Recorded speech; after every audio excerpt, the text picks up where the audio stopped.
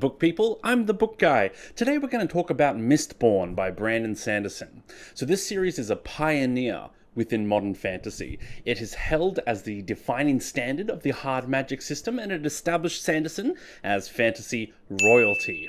Also, this series literally changed my life. I'm not even exaggerating either. Though I'm not saying it's going to change your life, it definitely changed mine, but more on that later. I also know Mistborn can be intimidating for new readers. Many new readers think, oh, where do I begin? Isn't there like a series within the series? Isn't Mistborn part of some massive Cosmere and there's like 20 other books I have to read? And isn't there the Stormlight archive? Is that... Guys, I'll answer all those questions. I want to remove any confusion about it, and I want to demystify Mistborn. So I'm here to make it easy and exciting for new readers to start this series, and for people who've tried a little bit of it to know how to keep going and what to expect. As always, this video is to give you unbiased facts so you can decide for yourself if you want to try this series. I personally have a deep love for Mistborn, but it may not be for you. So let's give it a go. Let's deep dive into this series and see what all the hype is about. Let's go. What if the Chosen One failed and the Dark Lord won? Well, on the planet Scardrial, that is exactly what happened. Now the evil Lord Ruler has achieved godlike power and has been reigning immortal for nearly 1,000 years. The world is a desolate wasteland, filled with volcanoes that spew ash and a sky that's red with fire. Every rebellion has been brutally, easily crushed, and every assassination attempt has failed. The Lord Ruler has kept a tight control on all magic. Only himself, his loyal inquisitors, and the noble houses have magic, and they use it to maintain control over the helpless population. But hope has endured. A group of outlaws and thieves have been raiding the noble houses, led by the enigmatic and untrustworthy Kelsier. They steal from the rich and give hope back to the poor, and they've just discovered a young street girl named Vin, who has bucket loads of trauma and may just possess magic that it should be impossible for her to have. Kelsier has plans for Vin. If he and his gang can take this poor, broken street slave and teach her to find her own strength, they may be able to pull off their greatest heist yet and steal from the Lord Ruler himself. Chills, you guys.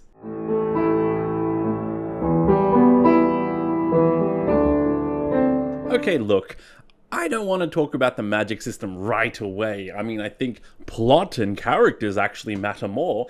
I mean, even Sanderson himself has said in his creative writing lectures that world building is the least important of the story elements, but everyone goes nuts for the hard magic system all over BookTube and Instagram, and I just don't get it, but I'm gonna cave to the clickbait and go straight to the magic system. I hope you're happy. You uncultured swine! So in Mistborn, people eat small amounts of metal, and then they burn that metal inside their stomach to activate their power. It's a different power depending on what metal they consume and what ability they've been born with. Now, what makes the magic of Mistborn special is that there are firm rules and boundaries. So this is what we call a hard magic system. If you're totally new to this concept, the idea is that soft magic has very few rules and very few limits. So that's where you might get Lord of the Rings, where Gandalf and Sauron can kind of do flashy stuff, and it's not really clear what kind of things they can and can't do. Whereas hard magic systems actually try to create the real world physics, or the sense of physics. For example, in Mistborn, some people with magic can push on metal, or they can pull on metal. Now, it's not like Magneto from the X-Men, who has full telekinesis and can move metal in any way he likes. No, a Mistborn can push metal away from themselves or pull it towards themselves. That is a hard rule that they can't change. That means that it's not just about them having magic power, they have to be smart and skilled in how they use it. Now let's add another example to that. So say someone weighs 100 kilos, I wish, and they push on a box that weighs 50 kilos, so less than them. Well, if they push on it, that box is going to go flying, right?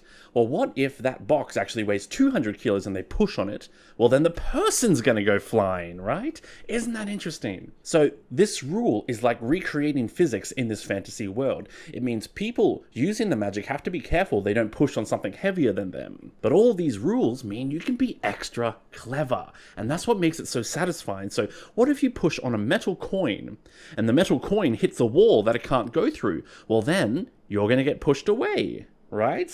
Because it can't go any further. That's how Mistborn use their power to launch themselves in the air. They throw a coin at the ground, push off it, and they recreate flight. Now, this is just one elaborate example, but that's exactly what Mistborn is all about. Learning the physics of how the magic works, and then finding ways to innovate clever solutions. It's more satisfying as a reader to not see magic solve a problem, but a character with magic solve a problem. So this magic system is a major selling point in Mistborn. It's a system that is constantly expanding and growing as new discoveries are made throughout the series. There is always something more to learn. But I'll also add, this system is still easy to learn.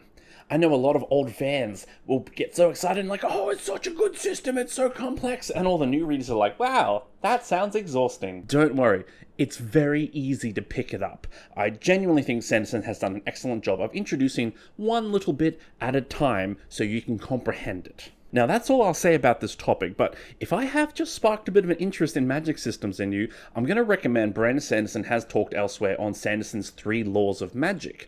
Also, the YouTuber Hello Future Me, he did what I consider to be the defining work on soft and hard magic systems, so you can check out his videos for that as well. I'm not going to reinvent the wheel and just explain what's already been done before, because I want to talk about the story. Alright, let's look at the first trilogy. So we got the first trilogy, this is known as Era 1, and then the second era, Era 2, is a quadrilogy. We'll get to that one in a minute, just focusing on this one. There are 2 ways you can look at the first book. So you can consider it like Ocean's 11, but with magic, or you can consider it My Fair Lady, but with magic. So think of it as an elaborate heist story to rob an evil, powerful giant behind their fortress, combined with the story of teaching a poor slave-class girl on how to act like a lady of high birth and noble standing. Now that's just the first book, and I'll avoid spoilers going forward, but for the rest of the books, the plot and the world expands in very interesting and satisfying ways. We have armies and wars, and a lot of what you would call grand-scale city management and leading a population of humans through a crisis. There's a huge emphasis on exploring the magic system. It's kind of what you might call the magical equivalent of an arms race, where people are racing each other to find enough power to defeat their enemies. That is genuinely a kick-ass plotline. That said, the big theme is mystery. We start exploring mysteries surrounding the world. You see, the Lord Ruler didn't just make history, he rewrote it. So he hoarded all magic in the same way that he hoarded all knowledge and all secrets. That's why Kelsier has his famous line, "There's always another secret." Now that line is introduced in the first book, and yes, it's a cool line, but it's also a promise to the reader. And it's a promise that is genuinely kept all the way through. There is always another secret. In fact, you would say that secrets are the very thing that has come to define Mistborn and Sanderson's larger work on a whole. Because secrets in a story always lead to 2 things: revelations and plot twists. I am your father. No! Sanderson is legitimately famous for his plot twists, and for good reason. Now, I have mixed feelings about plot twists as a function of storytelling. I think too often they can be overhyped. People go to extreme effort to jam them into a story, whether it needed to be there or not, and just the existence of a plot twist doesn't make the story good. Often it does the opposite of that. The reason why Sanderson's plot twists are so effective is because he plans ahead. So you see, he published these first 3 books in 2006, 2007, and 2008. Right, they were all very close together. In fact, he had a full draft of the final book before the first one had even come out. That means he was able to plan ahead and put clues all the way through. I don't want to spoil anything, but I need to show you just how effective that system is. So for one example, there is a big revelation in Book 3 that gets its first clue in Book 1, Chapter 1. It's that thorough. This is why his plot twists work, because they're not just a slapped-on new solution, it's literally a whole collection of clues cascading together with one powerful revelation. Now, I've also got a lot of thoughts on the characters of Mistborn Era 1, so we're just going to do a deep dive. So the first big character is Kelsier. So he's the leader of the gang of thieves. Now, the first time I read the series, I was a younger man, and I thought Kelsier was just the coolest dude. Like, he was a brilliant leader and charismatic and fearless, and he was a warrior and a fighter and a tactician. Then I read the series again when I was a bit older, and I was like, oh my goodness, Kelsier is a bad dude. He's more like Walter White. You see, Kelsier is a fascinating character. He has grown up in a literally hellish world and suffered a hard life. He wants to fight back so that no one has to suffer the way he did. But he also has almost no moral limits in accomplishing that goal. Kelsier will stop at nothing. And then that's why he's fascinating to me, because seriously, we got to ask ourselves sometimes, what would we do? What lines would you cross to stop a tyrant and free an entire planet from slavery? That's exactly the question that Kelsier struggles with in this series. Does he risk replacing one tyrant with another? The second big character is Vin. Vin is like that Pina Coladas song, but it's more like, if you like traumatic childhoods and emotional scars, oh boy, then you're gonna love Vin. She has been through a lot. Vin is very emotionally closed off, like a lot of traumatized people often are. She is quiet. In fact, there are early scenes in the books where there is a room full of people all talking, and even though Vin is the point of view character, she's quiet. Almost the entire time, has very few lines of dialogue. That's because Vin has survived this hellish world by blending into the background, by being as neutral as possible. Her story is all about learning how to step forward, to start trusting herself and using her abilities. Vin is another fascinating character to me because at the start, she's almost never made a decision for herself. She has survived by being submissive. So when she starts using her mind and her power for the first time, she's very uncertain and she makes mistakes. In fact, a lot of mistakes. So the fact that Vin makes a few mistakes can make her frustrating sometimes as readers. But I also think it's brilliant writing because that's human. I think sometimes authors are afraid to let their characters make mistakes in case, oh, what if my audience doesn't like them anymore? We all make mistakes. I think it's more important to talk about, why do we fall? Why do we fall, sir? So that we can learn to pick ourselves up. Vin learns to pick herself up time and time again, and let's just say she's a very different person by the end of the series than who she is at the start. The third big character is Elend, and I'm just going to say it, he is everyone's favorite. Okay, he's my favorite. Elend is a nobleman, so he's part of that noble ruling class that is supposed to oppress and keep everyone a slave, except Elend actually hates the final empire. He fancies himself as a philosopher and a brilliant forward thinker who can change the world with his ideas. In short, he's a massive book nerd. But Elend's struggle is that he's terribly naive and inexperienced. He's a pure, lawful good character trying to change a purely dark and twisted world. He doesn't know how to work within that. And similar to Vin, he makes mistakes. And also similar to Vin, he's a very different person by the end than who he is at the start. There are also several noteworthy characters in Kelsier's crew. Many of them are side characters in Book 1 who become major characters in Book 2 and 3 and have their own arc, but I'll leave that for another time. I really want to talk about Era 2, but just before I do, we're going to talk about the brief context of what the main big arching story for Mistborn is.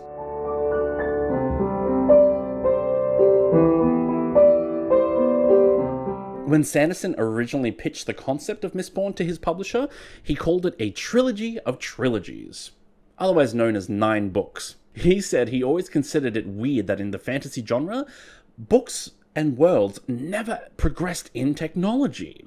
In fact, there will be stories that take place over a 1,000-year course, but there is no technological development like there is on Earth. He thought it would be unrealistic. So he had the idea to write Mistborn. The goal would be the first trilogy would take place in that typical medieval fantasy setting. A second trilogy would take place more in a modern setting, kind of like an era of computers being new, like the 1980s. And then the third trilogy would take place in the space age, more like Star Trek. And all of these would have the same magic system that would interact with the developing technology in clever and innovative ways. Let's just all appreciate for a second how freaking cool that idea is. So the first trilogy was written as planned, so it does take place in that medieval era. However, when it came time to start writing the next trilogy, Sanderson worried that it would be a little too abrupt to go straight from horse-drawn carriages to aeroplanes. So he decided to write one bridging novel set 300 years after the first trilogy and set in a technological era similar to Earth's late 18th century. So sort of think Victorian times, but with magic. That is The Alloy of Law. And it was meant to be that one-off novel, but it turned out really good. The new cast of characters became fan favorites. The plot lines had so much potential, and the world at this stage was just too intriguing, so he had to write more. Now, this second series was not planned out as tightly as the first one. So to give it context, the publication dates were 2011, 2014, and 2016. So they're quite sporadic, and Mistborn fans like myself are a little bit unsure of the direction of the next era, especially considering it wasn't fitting that outline he'd already established. But The Lost Metal came out in November 2022, and Era 2 is now officially complete and the full artistic vision has been realized. That is why now is actually a really good time to start the series, because there are two conclusive endings. Sanderson has still said that there will be those other trilogies, that Computer Age will now be an Era 3, and the Space Age will be Era 4. Now that you know the context, let's actually deep dive into Era 2.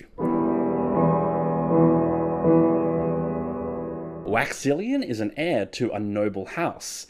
He's very wealthy, but he gave it all up to be a lawman in the roughs for the last 20 years, where he earned a reputation as a very skilled detective. His sidekick is the not exactly trustworthy Wayne, who is a former thief that was reformed by Wax to some extent. Their partnership solve some of the trickiest crimes. When Wax's uncle passes away, he inherits the full wealth of his noble household, so he returns to the big city and discovers that the wheels of industry are rapidly changing the world. Yet his detective skills start noticing mysteries of a different sort among the noble houses. Powerful individuals are scheming. An organization known as the Set are conducting research into new technologies and lost magic, working towards an unknown ends. And Wax is about to realize that working in the roughs was nothing compared to what he's about to face. So I want to address two big things up front. First of all, the story is set 300 years after the first one, so that does mean the majority of the characters from the first trilogy are well and truly gone by this stage. There are references and there are certain cameos, spoilers, but it really is an entirely new story with a new setting. The second thing I want to bring up, Era 2 is often considered weaker and lesser than Era 1. And I personally know several readers who have only ever read one or two of the next books and haven't really continued with it. I sadly do not think that this is a fair reputation. Era 2 is not weaker, it's different. And that's what I think people struggle with sometimes. Where Era 1 was high fantasy with the state of the world in jeopardy, Era 2 is more like crime novels crossed with a cowboy western. So these are mystery novels set in like Wild West films. So there's shoot-ups, bar fights, fist fights, and they're genuinely just a jolly good swashbuckling time. They feel very different from the first one. However, each book does progressively get more dire and epic until the final book, The Lost Metal, feels a lot more like an Era 1 novel in that grandiose scale and the state of the world in the balance. Now, we have 4 main characters in this series, and I want to talk about them as well, mostly because when people, again, recommend Mistborn, they go, oh yeah, there's a magic system and there's technology. It gives the impression that there's no heart to these novels. But Sanderson genuinely rules at character work, and so I want to show you why. So, Wax is the main hero. He's a little bit typical of what you might expect from a Western film. So the lone lawman with uncompromising standards, fearless and battle-hardened. Men want to be him and ladies want to be with him, and bisexuals want both of those things. But I don't want you to think of Wax as a John Wayne type action hero. Instead, think of him more like Viggo Mortensen's portrayal of Aragon, where he is that deep thinking yet badass warrior who is just the epitome of healthy masculinity, marked by wisdom and kindness. Wax is a great leading man. Next to him is Wayne, and I gotta tell you right now, Wayne is a massive fan favorite among the Cosmere. We adore Wayne, we love Wayne. Wayne is life, Wayne is hope. Anyway, Wayne is just basically one of those wacky, silly characters who uses a lot of humor to mask trauma, so naturally all the millennial readers love him. But for a comic relief character, he is surprisingly complex. So he has some deep emotions that he struggles to show outwardly, but you can see these hints at the richness beneath. Also, Wayne has a very complex moral code. In fact, it's so bizarre you could almost not classify it anywhere on an alignment chart. I'm sure we'll get comments about that. Wayne even says the reason why he follows Wax is because Wayne can't be trusted with his own moral code and needs someone older and wiser and more trustworthy to guide him in that. So next we have the two cousins, Steris and Marasi. So Steris is the older heir to the noble house, and she wants to marry Wax so that they can combine their two noble houses for mutual benefit. Steris appears to be that classic Ice Queen character trope, so the cold, emotionless, but vastly intelligent. And yet, I'm also just going to say it right out, Steris has autism. But it's never called that in the books, and I genuinely think she's possibly my favorite representation of autism ever. It's top tier. Behind that rock-hard mask and all that social anxiety, she is a beautiful, complex, and quite a lovable character. Her younger cousin, Marasi, is young and desperate to prove herself, so she is the illegitimate child of a shameful affair. She does have some magic, but it is literally the weakest variety and the weakest power out there. So she has been an underdog all her life. Marasi befriends Wax and Wayne to learn detective skills from them, to learn magic from them, and she begins a journey of finding her own power and her own competence. These four main characters are so well done, and it's a constant debate among fans about who's their favorite. Each of them are so distinct, and each of them relate to each other in their own quirky ways. It's well worth reading Era 2 to meet these characters and see their journey.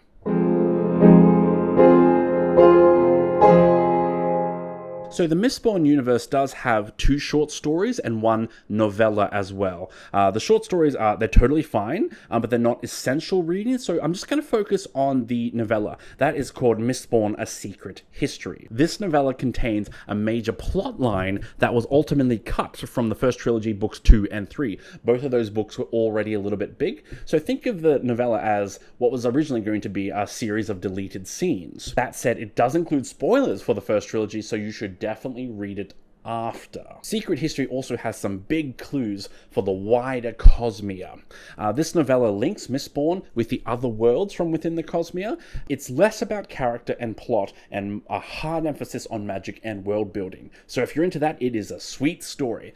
Otherwise, I still consider it to be essential reading for the series, particularly because the Lost Metal shows a lot of the consequences of that story. But shh. Okay, this is a weird series to do a parent's guide on, because Sanderson's works are very clean. In case you didn't know, Brandon is a Mormon, also known as the Church of Latter-day Saints. Now, just to be super clear, these are not religious books at all, but they were written by a religious person. Naturally, that means there is virtually no sex. Right? Because let's face it, as we all know, sex is dirty and disgusting and shameful, so you should save it for the person you supposedly love the most. There is little to no gore or ultra-violence in the series as well. That said, Era 1 is dark. It's really dark. So remember, the Dark Lord rules this world absolutely. It is hell on earth situations. Now, Sanderson doesn't explicitly show the worst aspects of this world, but you can read between the lines. You can do a read through and just not really think about it and self-censor quite quite safely. However, if you do think about it and read between the lines, there is some awful stuff going on in this world. It's all just alluded to off screen so that the reader doesn't have to face it. Now, heaps of Sanderson fans love this style of content. Like, I'm on a lot of online Cosmere groups, and many people comment about how they just hate sex and violence being in their stories, and they like Sanderson for that reason. Yeah, it's a weird perspective for me, but it might appeal to you very nicely. Okay, I genuinely love how much representation Sanderson does. It's something he's always taken very seriously and has actually shown devotion in doing. In fact, I've heard Sanderson say that it's half the reason why he wanted to write, to learn how other people thought and acted and lived, and why they did it that way. So his later work includes tons of diversity, lots of neurodivergency, LGBT, and physical disability, but his earlier work does not have the best representation, so we gotta talk about it. So Era 1, the main character, is Vin. She gets the most screen time by far. She's arguably, in my opinion, a fantastic example of writing a lead woman. This is the problem though, she's the only woman. So this is a problem that is called lone representation. So it's very different to tokenism. So a token is when you have one person of diversity who's just in the background to be seen and not heard. Instead, in lone representation, you do have that one diverse character front and center. So if I may make another MASH reference on my channel, look at this cast photo of MASH. There is just one woman among the main cast. Now, that woman is the amazing Margaret Houlihan, and she's awesome. From now on, I'm number one. Me, Margaret Houlihan. And believe me, soldier, I deserve better than you. The episodes where she's the leading lady are some of the best episodes in the show. Yet this is still lone representation, because even though her character is well written and acted very well, she's still just one woman, and that means she has to represent all women. And that's where we start getting a problem, because we're not seeing the individual. Remember that every person is an individual no matter what gender or race they are a part of. We have to always remember to see the individual within the culture. Now, to be fair, Sanderson did notice this problem pretty early. There are more women included in books 2 and 3 onwards. And he's clearly very devoted to improving this representation, hence why the later series does have a successful ratio of 50-50 female and male characters, and several gender-fluid characters, just to mess with my ratio. But I've talked a lot. I'll summarize the rest of it by just saying that there is a lot of mental health representation as well, but I'm really going to focus hard on that one in the Stormlight Archive video that is coming up next. Speaking of which...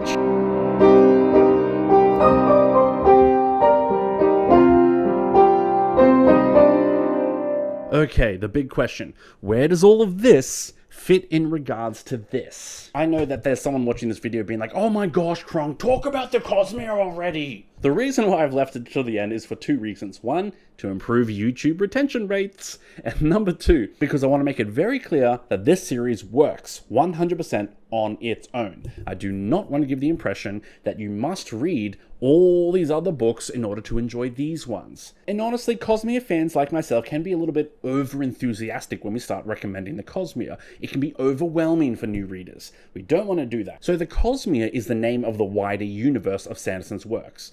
Now, we're all pretty familiar with the concept of a shared universe thanks to Marvel and the MCU, but many people forget who did it first. It wasn't even Sanderson, it was Stephen King. I should clarify, King made it popular. He may not have been the first to do it, but all of King's books take place in the same universe. There are lots of throwaway lines and references to the same people and same places. Certain characters actually pop up and go between books. And then it's in his series, The Dark Tower, where all of it is linked very firmly and clearly. And yes, I will do a video on the Dark Tower series one day because I genuinely love that freaking weird and bizarre series. Oh yeah. So Sanderson loved the idea of a shared universe because he envisioned a grand epic tale of 30 books all taking place in the same universe, but he didn't want to scare off new readers. He didn't like the idea that you would pick up a book and be like, oh no, I've got to read 20 other books before I can just read this one right here. So he planned to set different series within the same universe, but set on different planets. So there are references and links and consistencies, but the plot lines are almost entirely separate at this stage.